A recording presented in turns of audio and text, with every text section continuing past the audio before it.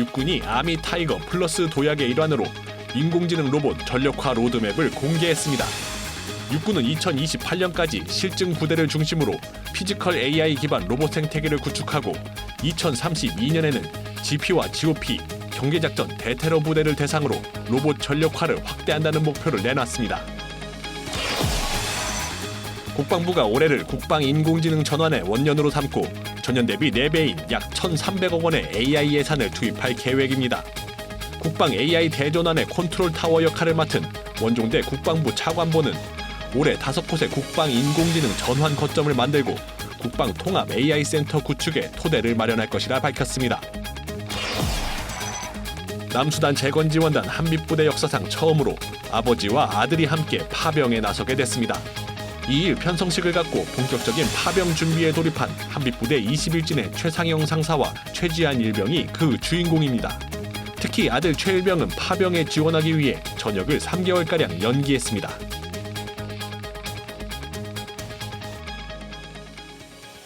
시청자 여러분 그리고 국군장병 여러분 안녕하십니까?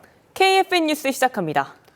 첫 소식입니다. 앞으로 6년 후인 2032년경에는 최전방 GP와 GOP를 지키는 인공지능 로봇을 볼 수 있을 전망입니다. 육군이 아미 타이거 플러스의 일환으로 전력의 핵심 요소인 로봇을 경계 임무 등에 단계적으로 투입하는 목표를 세웠습니다. 신소진 기자입니다. 육군이 전장 환경 변화에 대응하기 위해 AI 기반 지상군 유무인 복합전투체계 구축을 본격 추진합니다. 중장기적으로는 2032년까지 GP와 GOP 등 경계작전 부대에도 로봇을 배치해 감시 능력과 작전 지속성을 높일 방침입니다. 이번 정책은 AI 데이터, 드론, 로봇, 사이버, 전자기 역량을 결합한 아미타이거 플러스 구상과도 맞닿아 있는 핵심 과제입니다. 현재 로봇과 인공지능 기술은 과거와 다르게 매우 빠른 속도로 진화되고 있는 실정입니다. 육군은 향후 위협에 능동적으로 대응하기 위해서 로봇 등 AI 기반의 유무인 복합전투 체계를 구축해 나가겠습니다. 최근 도시화, 지하시설화 등 복잡해진 전장 환경 변화에 병력 자원 감소까지 더해지면서 전투력 유지 방식의 변화가 요구되고 있습니다. 육군은 이에 대응해 정찰과 경계, 작전 지속 지원 등 전평시 임무를 중심으로 로봇 적용 우선순위를 설정했습니다. 전시에는 정찰과 경계작전, 지하시설 작전, 화생방 대응 등 총 7개 분야를 중심으로 로봇을 투입해 기존 유인 전투 체계와 협업하는 방식입니다. 이를 통해 인명피해를 줄이고 위험 임무 수행의 효율성을 높인다는 구상입니다. 평시에는 경계 취약 지역을 보완하고 교육 훈련과 정비, 물류, 수송 등 지속 지원 분야에도 로봇을 확대 적용할 방침입니다. 육군은 실증 결과와 기술 발전 속도를 정책 추진에 함께 반영해 로봇 전력화를 단계적으로 확대하며 지상군 전투체계의 변화를 이어갈 계획입니다. KFN 뉴스 신서진입니다.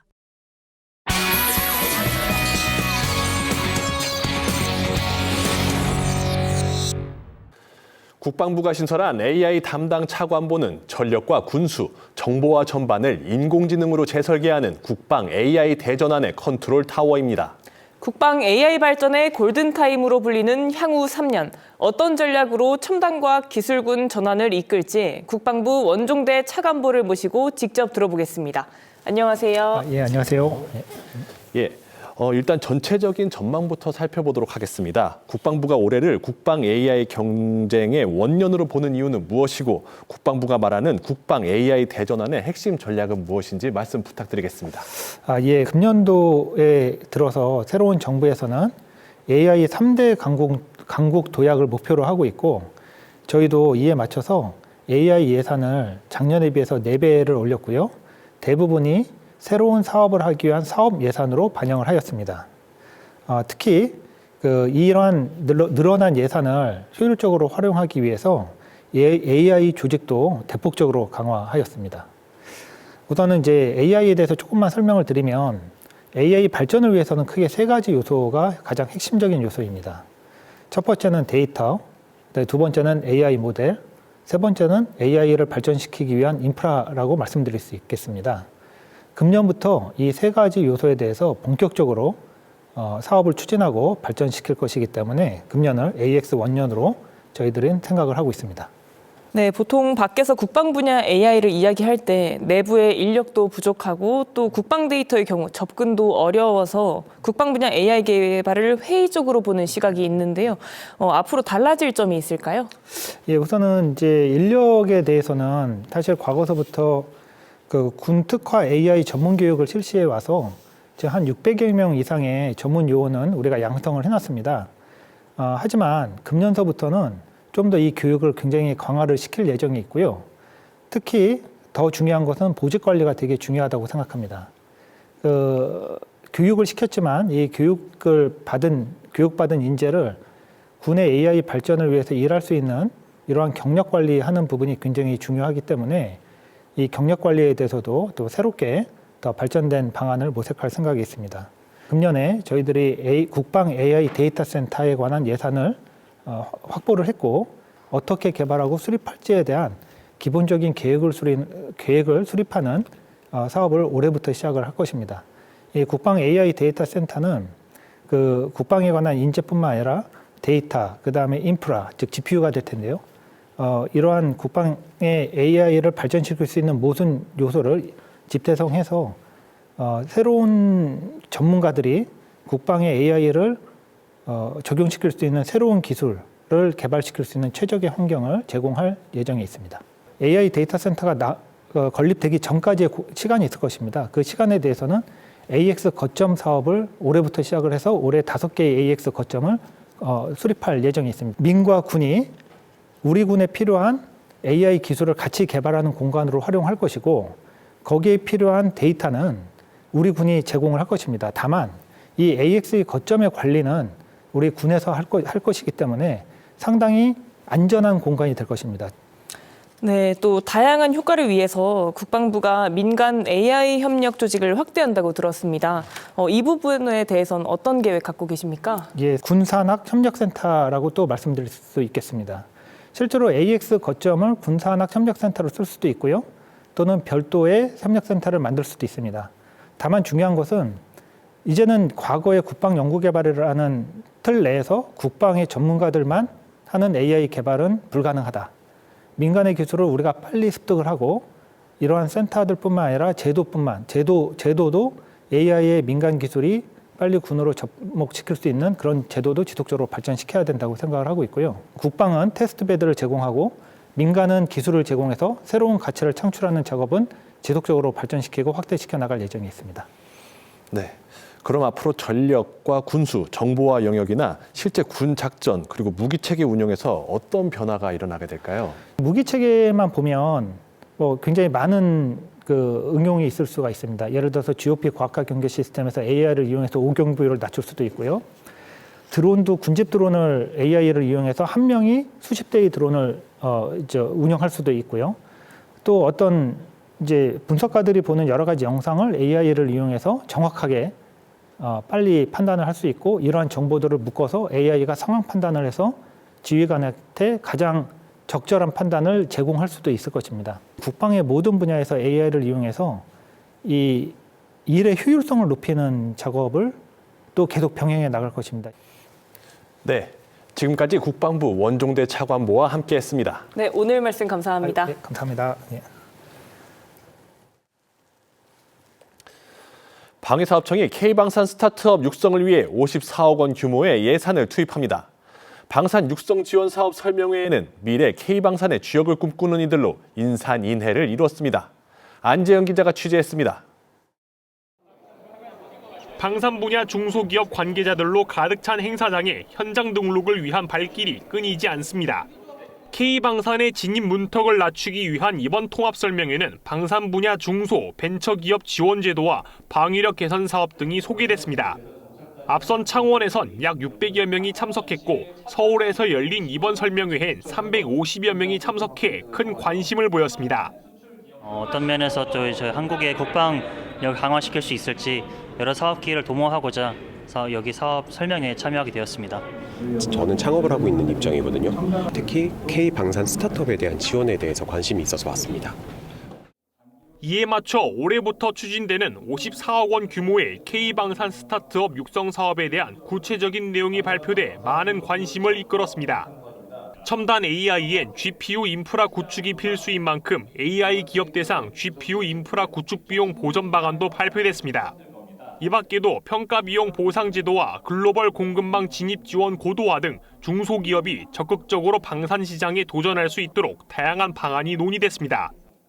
오늘 이제 설명 듣고 이제 질문을 통해서 많이 관심을 보이셨던 부분이 이제 방산 스타트업 지원 사업에 대한 부분인 것 같습니다. 네, 이런 설명회가 그런 분들에게 이제 조금이나마 이제 정보를 드리고.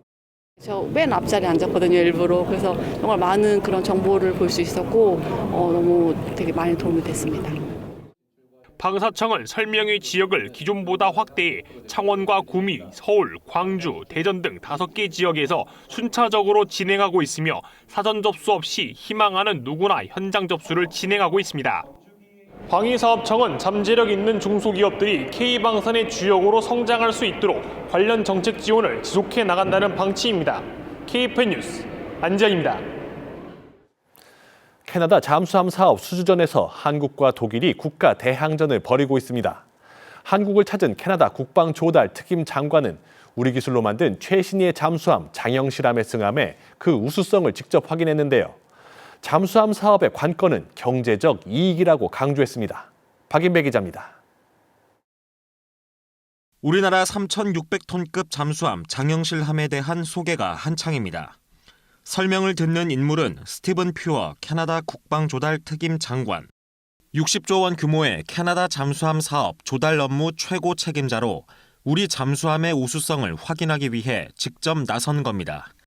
퓨어 장관은 시운전 중인 장영실함에 승함했는데 그 소감으로 내부 기술력이 대단했다고 밝혔습니다. 장영실함 승함 뒤엔 후속 잠수함 건조 현장을 둘러봤고 우리 방산기업의 잠수함 생산 역량과 첨단 제조 기술에 큰 관심을 보였습니다. 현재 캐나다 잠수함 수주전에서 한국과 독일이 대항전을 펼치는 상황. 퓨어 장관은 두 나라의 잠수함이 캐나다 해군이 요구하는 필수 요건을 모두 충족한다는 점을 명확히 하면서 경제적 가치를 특히 강조했습니다. 잠수함 구매 사업의 핵심이 비용과 일정 그리고 캐나다에 미치는 경제적 이익이라며 누가 최선의 경제적 기회를 제공하는지가 관건이라고 말했습니다. 현재 캐나다가 경제 구조를 재편해야 하는 상황이라고도 했는데 이런 배경에 일자리와 경제적 기회가 매우 중요하다며 외국인의 직접 투자를 희망한다고 했습니다. 퓨어 장관은 방산 분야를 계기로 더 큰 경제 협력을 기대하기도 했습니다. 한국과 독일 모두 자동차 제조국이라면서 해당 분야에서 협력 가능성이 있다면 잠수함보다 더 큰 사업이라고 했습니다. 한편 퓨어 장관 일행은 같은 날 우리 해군 잠수함 사령부도 방문해 해군의 잠수함 운용 능력과 자체 정비 역량도 살펴봤습니다. KFN 뉴스 박인배입니다. 육군 51사단이 국가 중요 시설에 대한 드론 테러를 가정한 통합방위 훈련에서 드론 잡는 그물 대드론망의 유효성을 검증했습니다. 이태검 기자의 보도입니다. 경기도 안산시에 위치한 국가 중요 시설에 드론에 의한 폭발이 발생했다는 신고가 접수됐습니다. 신속하게 출동한 소방이 화재를 진압하고 장병들은 드론을 띄워 공중 정찰을 진행합니다. 추가적인 드론 테러에 대비한 대드론 그물망도 등장했습니다. 육안으로는 잘 보이지 않을 만큼 얇고 촘촘한 그물망에 드론이 부딪히자 동력을 잃고 추락합니다. 육군 51사단 승리대대가 국가 중요시설 테러를 가정해 실시한 통합방위 훈련의 모습입니다. 훈련에는 승리대대와 안산시, 경찰과 소방 등 민관군경 소방 50여 명이 참가했습니다. 특히 부대는 우크라이나 전쟁을 분석해 자체적으로 고안한 대드론망의 작전 유효성을 검증하는 데 중점을 뒀습니다. 부대는 앞으로도 수도권 시민들의 일상을 지켜나가기 위해 실전 같은 훈련을 이어갈 예정입니다. KFN 뉴스 이태검입니다. 주일석 해병대 사령관과 발레리 잭슨 주한 미 해병부대 사령관이 3일 한미 해병대 장병들이 참가한 설안지 훈련에서 연합작전 지도를 했습니다. 해병대 특수수색여단과 미 해병대 장병 250여 명이 참가한 이번 훈련은 올해 1차 K맵 훈련의 하나로 지난달 23일부터 오는 13일까지 겨울철 연합작전 수행 능력을 강화하기 위해 진행되고 있습니다. 주일석 사령관과 발레리 잭슨 사령관은 주요 현황을 보고받고 실전적 교육훈련과 전투기술 숙달을 강조했습니다. 이와 함께 영하 20도가 넘는 혹한 속 진행되는 훈련인 만큼 장병들의 건강과 안전 대책을 살피기도 했습니다. 이번 연합작전 지도에서 주일석 사령관은 한미 해병대는 흔들림 없는 한미 연합방위 태세의 표본이라고 강조했고, 발레리 잭슨 사령관은 한미 해병대가 상호 운용성을 강화하는 매우 중요한 훈련이라고 했습니다. 한빛부대가 2013년 첫 파병 이후 13년 만에 부대 역사상 처음으로 부자가 동시에 파병길에 오릅니다.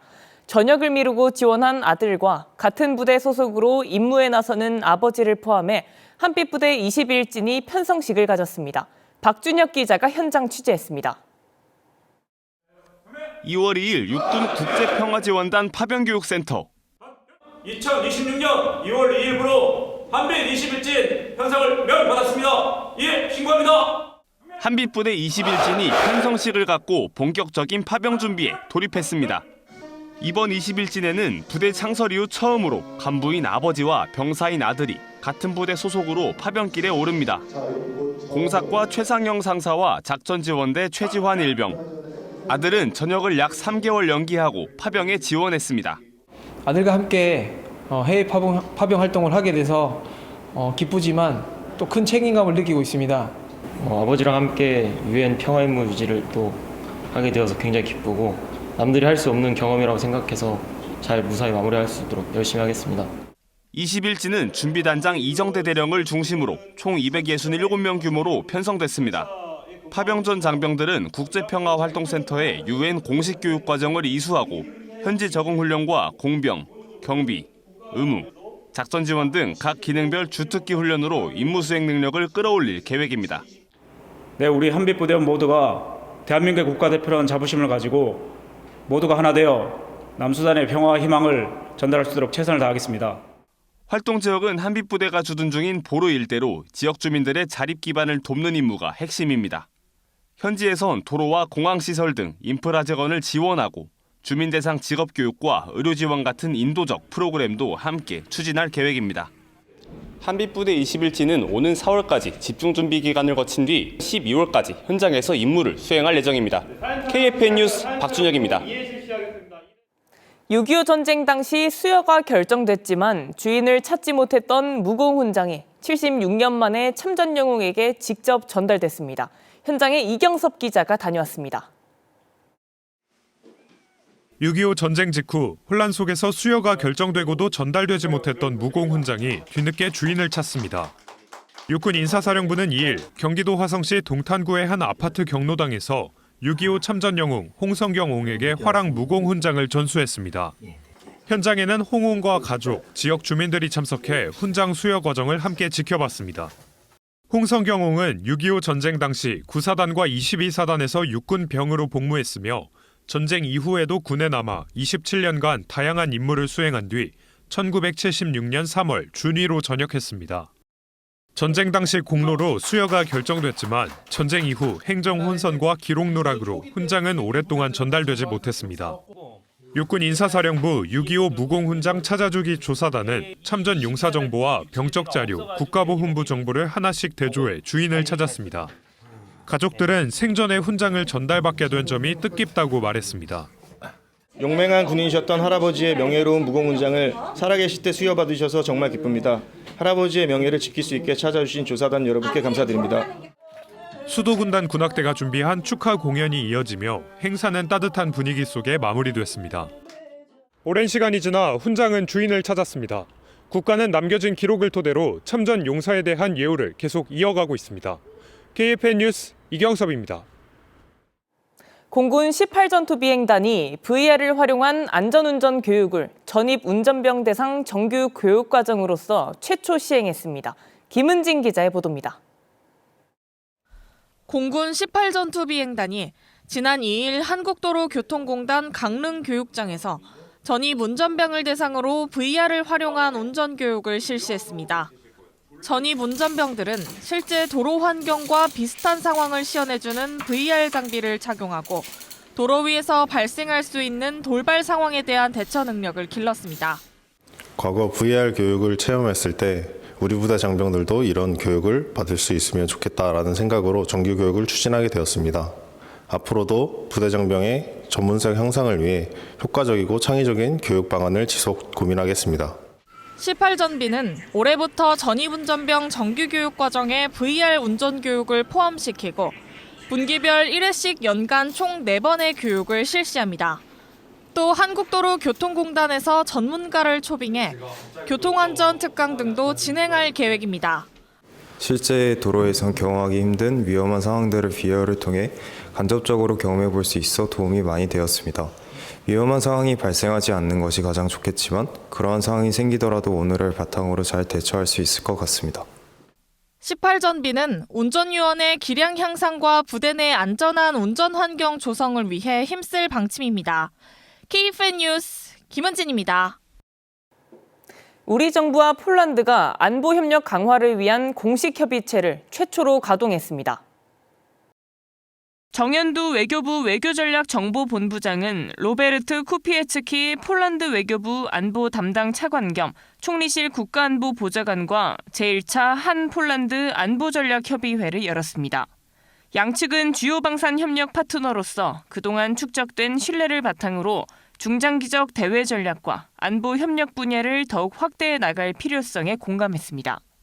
또한 한반도 정세 현황과 우리 정부의 대북 관계 개선 노력에 대해 쿠피에츠키 차관은 평양에 상주 공간을 둔 폴란드가 앞으로 한반도 평화와 안정을 위해 필요한 역할을 수행하겠다고 밝혔습니다. 이어서 오늘의 국방단신 전해드립니다. 해군 1함대 사령부 화생방 지원대와 국군 화생방 방호사령부 2화생방 특수임무대가 3일 동해 군항지구에서 2026년 합동 화학 테러 대응 훈련을 실시했습니다. 훈련엔 장병 30여 명과 일반 특수 차량, 통신, 탐지, 분석 장비 등 10종의 장비가 투입됐습니다. 국군 화생방사의 혹한기 전술훈련의 하나로 치러진 훈련은 화생방전 상황에서 대화생방 테러 특임대와 1함대 화생방 신속 대응팀의 실전 대응 역량을 강화하기 위해 마련됐습니다. 해군항공사령부 예하 637 비행대가 플로깅을 통한 부대 단합 및 환경 정화 활동을 실시했습니다.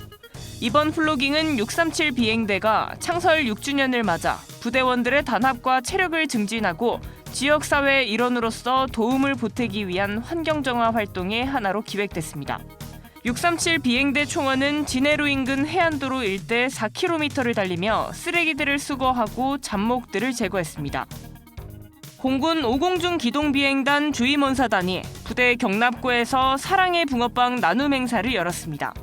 행사는 겨울철 칼바람을 피하기 힘든 활주로와 주기장에서 근무하는 정비요원들을 격려하고 사기를 북돋기 위해 마련됐습니다. 오비 주임원사단 10명은 항공정비전대 장병과 군무원들에게 직접 만든 따뜻한 붕어빵과 호빵, 커피 등을 전달하며 추위 속에서 근무하는 동료들을 위로하고 온기를 나눴습니다.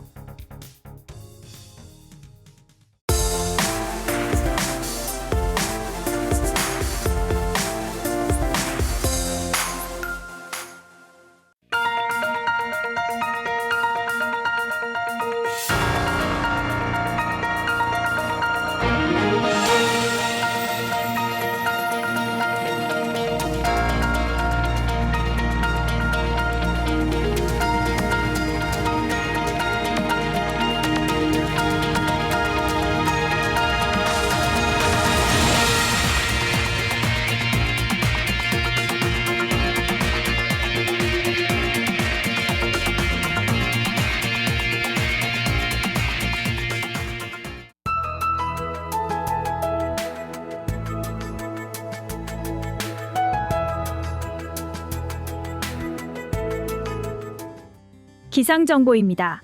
지난밤 사이 눈의 여파로 아직 도로 곳곳이 얼어붙어 보행자와 운전자 모두 교통안전에 각별한 주의가 필요하겠습니다.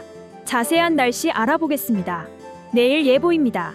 내륙 대부분은 따뜻한 남서풍의 유입으로 구름이 많은 날씨가 예상되는 가운데 강원 경상은 대체로 맑겠습니다. 내일 아침 최저기온은 서울 영하 1도, 원주는 영하 8도가 예상되며 한낮 최고기온은 서울 4도, 부산은 10도가 예상됩니다. 주간 기상 전망입니다. 모레까지는 평년 기온을 웃도는 날씨가 이어지겠지만 주 후분에는 다시 영하 10도 안팎의 강추위가 찾아올 전망입니다. 강추위가 풀리면서 요즘 기온 변화가 들쑥날쑥합니다. 감기 등 호흡기 질환에 걸리지 않도록 건강관리 잘 해주시기 바랍니다. 이상 공군 기상단 제공 기상 정보였습니다. 이것으로 KFN 뉴스를 마칩니다. 시청해주신 여러분 고맙습니다.